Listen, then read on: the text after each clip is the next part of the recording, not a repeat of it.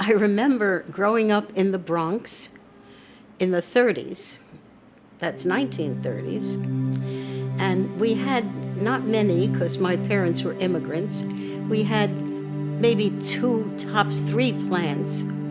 And my mother used to say, since it was my job to water them, my mother would say, "Sandy, the plant is thirsty," which I thought strange because thirsty is a person, but she gave that human quality to the plant, and then I knew I had to water it. When I'm at work, there are no flowers in the office, and most of my day is spent staring at a glowing screen or two.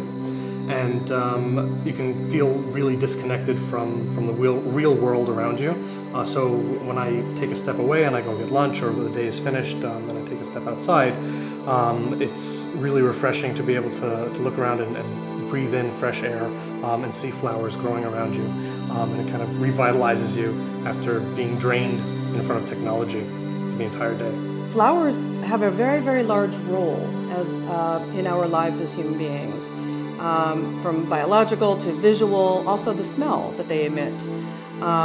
People who can't see, well, they can certainly interact and enjoy flowers through their smell or sense of touch.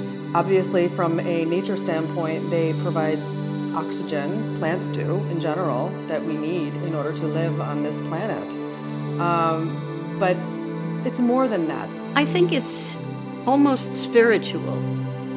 A plant signifies life, and life needs to be cared for. Water, air, earth, caring, and that's something that's almost poetic and spiritual for me, and I think for many people. If you think about a flower, it's this little, fragile, basically defenseless to anything because it's just there and it can't really move.